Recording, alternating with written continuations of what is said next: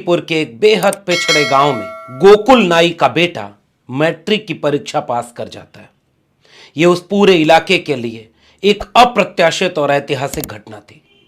अब तक किसी तरह अपने नाई के पेशे से पेट काट करके एक एक रुपया जमा कर गोकुल नाई ने अपने बेटे को मैट्रिक का इम्तिहान पास कराया। आगे की पढ़ाई लिखाई की उम्मीद में वो अपने गांव के एक सामंत के पास पहुंचता है। सामंत चारपाई पर लेटे हुए हैं। गोकुल नाई अपने बेटे का परिचय कराते हुए कहते हैं कि अपने बारे में, अपनी उपलब्धि के बारे में बताओ। वो बेटा उस सामंत से कहता है कि मैं मैट्रिक पास कर गया। सामंत खटिया पर लेटे लेटे कहता है, अच्छा तो आओ गोड़ दबाओ। भोजपुरी में गोड़ दबाना कहा, जिसका हिंदी में अर्थ है मैट्रिक पास कर गए, अच्छा आओ अब मेरा पैर दबाओ। वो बेटा बड़ा होता है, बिहार का मुख्यमंत्री बनता है, और जिसने अपनी पढ़ाई इतनी मुश्किल से की, उसने अपने मुख्यमंत्री रहते एक निर्णय लिया, अब बिहार में प्राथमिक शिक्षा निःशुल्क होगी, पढ़ने के लिए अब एक भी रुपया खर्च नहीं करना होगा। उनका नाम था कर्पूरी ठाकुर, जननायक कर्पूरी ठाकुर। जननायक कर्पूरी ठाकुर का 100वां जयंती वर्ष चल रहा है। इस शताब्दी वर्ष में हम जननायक कर्पूरी ठाकुर को याद करते हुए उन्हें क्रांतिकारी सलाम करते हैं और आपसे कुछ सवाल साझा करते हैं। मैं आगे वीडियो में इन बातों पर विस्तार से बात करूंगा, तब तक आप ठहर कर सोचें। कोई शख्स बिहार का 2 बार मुख्यमंत्री रहा हो और उसके पास अपना घर ना हो। एक शख्स जो मुख्यमंत्री रहते हुए भी फटा कुर्ता पहनता है। एक शख्स जो 400 बंदूकों का लाइसेंस लोगों में बांट देता है। एक शख्स जो बिहार में मुंगेरी लाल कमीशन के साथ पिछड़े वर्ग के लिए लोगों को आरक्षण देता है। एक शख्स जो जीवन भर खेती किसानी सिंचाई से लेकर कलम और किताब की हिफाजत में बिहार को बदल कर रख देता है। मगर वह शख्स जब अपना काम कर रहा होता है तो गालियां दी जाती हैं। जी हां, बिहार के मुख्यमंत्री के पद पर बैठे हुए उस शख्स को गाली दी गई, कर कर्पूरी कर पूरा, गद्दी छोड़ धर उस तरह। आरक्षण कहां से आई, करपुरिया की मां बियाई। एमए बीए पास करेंगे, करपुरिया को बांस करेंगे। और एक और किस्सा, एक समय एक ही साथ जब बिहार में मुख्यमंत्री कर्पूरी ठाकुर जी थे, उसी वक्त उत्तर प्रदेश में मुख्यमंत्री राम नरेश यादव जी थे। और दिल्ली के उस जमाने के एलीट पढ़े लिखे अंग्रेजीदां ताकतवर लोगों ने एक नारा बनाया, दिल्ली से चमड़ा भेजा संदेश, बार बनावे कर्पूरी और भैंस चरावे राम नरेश। ये गालियां देने वालों को इतिहास भूल गया। कर्पूरी ठाकुर को जिन्होंने गाली दी, उनका नाम आपके सामने नहीं है। हालांकि साजिश के तहत उन लोगों के नाम नहीं आते, क्योंकि एक ख्याल है, एक विचार है जो गालियों तक जाता है, मगर इतिहास में वो दर्ज नहीं है। और आज कर्पूरी ठाकुर उन गालियों को सुनते सहते एक नाई का बेटा भारत रत्न बन गया है। जननायक कर्पूरी ठाकुर को आज भारत रत्न दे दिया गया है। जननायक इतिहास में दर्ज हैं।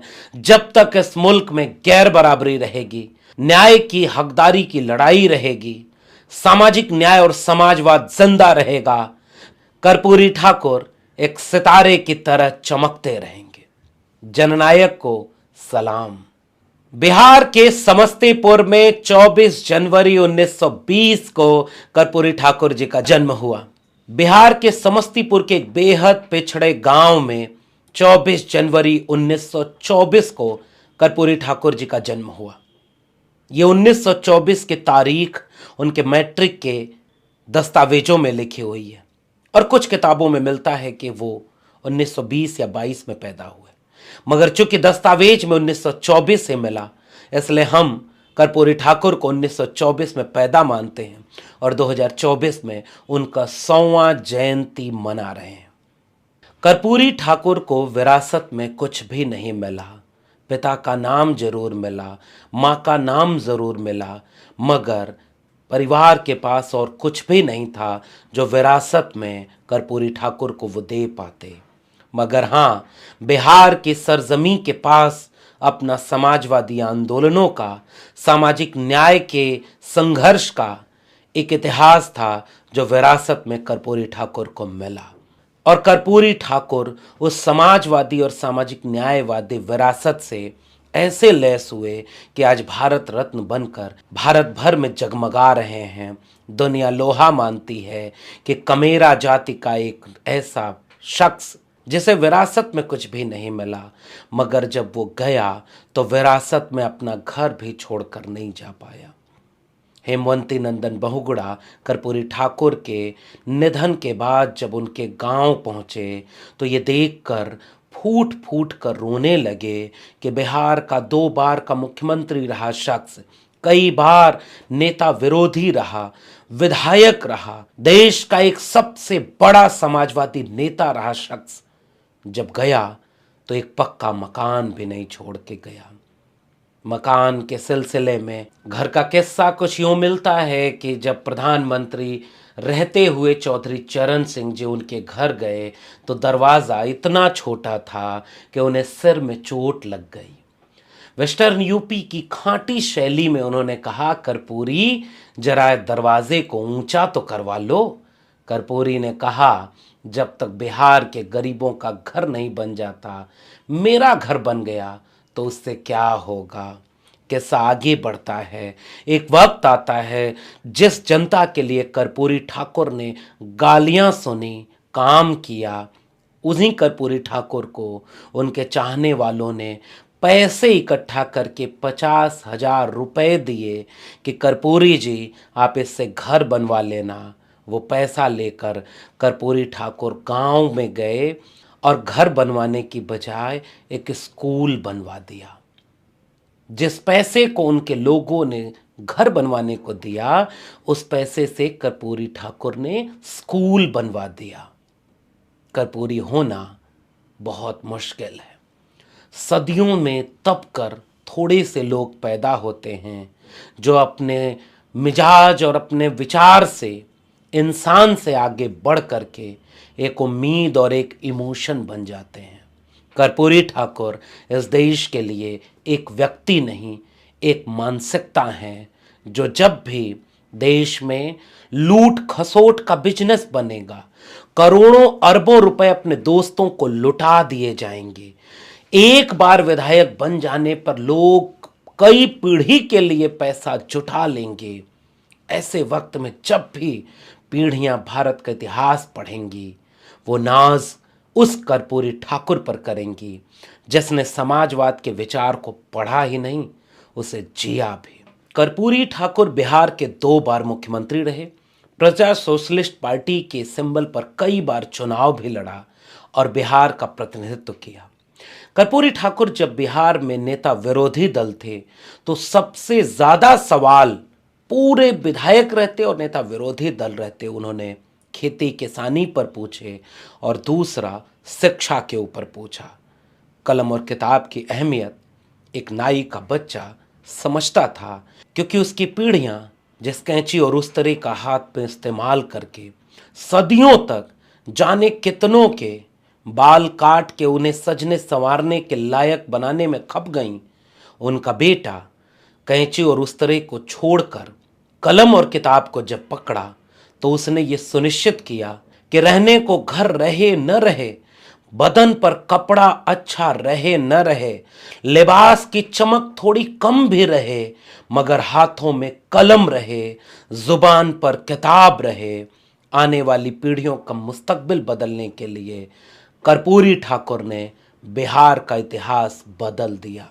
कर्पूरी ठाकुर बिहार के ऐसे समाजवादी नेता रहे। फटे कपड़े से एक किस्सा और जुड़ा है कर्पूरी ठाकुर जी का। जब 1977 में कदम कुआं स्थित चरखा समिति भवन में जयप्रकाश नारायण जी का जन्मदिन मनाया जा रहा था, पूर्व प्रधानमंत्री चंद्रशेखर, नानाजी देशमुख समेत देश भर के तमाम नेता जुटे थे। मुख्यमंत्री कर्पूरी ठाकुर फटा कुर्ता टूटी चप्पल के साथ पहुंचे। एक नेता ने टिप्पणी की कि किसी मुख्यमंत्री के ठीक ढंग से गुजारे के लिए कितना वेतन मिलना चाहिए। सब हंसने लगे। कर्पूरी सौम्य चेहरे के साथ चुपचाप इस बात को देख रहे थे, क्योंकि कर्पूरी राजनीति के लिए फटा कुर्ता नहीं पहनते थे। कर्पूरी मिजाज से वो थे जो अपने लिबास पर कभी गौर ही नहीं करते थे। उनके लिए अपना लिबास, अपना बैंक अकाउंट अहम नहीं था। गरीब, कमजोर, मजलूम के बदन के कपड़े और उनका स्वाभिमान अहमियत रखता था। सब हंस रहे थे। कर्पूरी सौम्य होकर चुपचाप सब देख रहे थे। चंद्रशेखर अपनी सीट से उठे और अपने कुर्ते को सामने की ओर फैलाकर कहने लगे, कर्पूरी जी के कुर्ता फंड में दान कीजिए सब लोग। सैकड़ों रुपए जमा हुए। जब कर्पूरी जी को थमाकर चंद्रशेखर जी बोले कि इससे अपना धोती कुर्ता ही खरीदिएगा, तो कर्पूरी जी ने मुस्कुराते हुए कहा, ये कुर्ता फंड का दान मुख्यमंत्री फंड में चला जाएगा, ताकि किसी गरीब के बदन पर कोई कुर्ता धोती खरीद सकूं। ऐसे थे कर्पूरी ठाकुर। बनावटी मिजाज के वक्त में जब नेता 10 लखिया सूट पहनकर अपने को इतिहास में अमर होने पर आमादा हैं, गरीबों को 5 किलो अनाज मुफ्त में देना ही सबसे कल्याणकारी योजना समझते हों, अपने चेहरे की चमक पर लाखों रुपए खर्च करते हों, एक दिन में कई कई लिबास बदलते हों, टेलीप्रॉम्प्टर के दौर में ऐसा होने के बाद भी जो खुद को ही फकीर कहते हों, ऐसे वक्त में जब भी पीढ़ियां अपना इतिहास और आइडिया ऑफ इंडिया देखेंगी, उन्हें कर्पूरी ठाकुर एक चमकते तारे की तरह हमेशा एक अलग पहचान की रोशनी में मुस्कुराते हुए नजर आएंगे। आसान नहीं है गालियां खाकर कर्पूरी ठाकुर बनना। आसान नहीं है उन गालियों का जवाब अपने काम से देना। आजकल किसी नेता को लोग अगर आलोचना कर दें तो वो उसे गाली समझकर गिनने लगता है कि मुझे मेरे जीवन में इतनी बार गाली दी गई। कर्पूरी ठाकुर को लिटरली मां बहन की गाली दी गई। कर्पूरी ठाकुर के पेशे से उनको अपमानित किया गया। कर्पूरी ठाकुर ने कभी उसका बुरा नहीं माना। उन गालियों को भी तमगे की तरह पहनकर इस मुल्क के कमेरा लोगों की जिंदगी को बदल कर रख दिया। कर्पूरी ठाकुर जी जब मुख्यमंत्री थे तो उन्होंने मुंगरी लाल कमीशन बनाया और बिहार में पहली बार पिछड़ा वर्ग को आरक्षण दे दिया। कर्पूरी फार्मूला जिसकी बहुत चर्चा होती है, जबकि कर्पूरी ठाकुर ने गरीब सवर्णों के लिए भी आरक्षण के कोटे को निर्धारित किया था, फिर भी उसी कर्पूरी ठाकुर को गालियां दी गईं। आरक्षण कहां से आई? कर्पूरिया की मां भी आई। इस देश में इस बात का मूल्यांकन करना चाहिए किन नेताओं को ललुआ कहा गया, मुलैमा कहा गया, कर्पूरिया कहा गया, जगदेवा कहा गया, मगर कभी आपको अटलवा, नरेंद्रा, नरसिम्हवा नहीं कहा गया होगा। इस देश में अपमान की भी जाति होती है। इसे कर्पूरी ठाकुर और उनसे जुड़े हुए लोगों से अलग कौन समझ सकता है? अपनी आलोचना को गाली समझकर गिनने वाले नेताओं के दौर में हम कर्पूरी ठाकुर को याद कर रहे हैं, जिन्होंने बिहार का सामाजिक राजनीतिक समीकरण बदल कर रख दिया। कर्पूरी ठाकुर जब इस दुनिया से रुखसत किए तो उनका बैंक अकाउंट शून्य था। उनके पास रहने को घर नहीं था, उनके पास कुछ भी नहीं था, मगर एक विरासत सौंप गए थे कि हाँ, उन्होंने बिहार के लोगों में एक आत्मविश्वास भर दिया।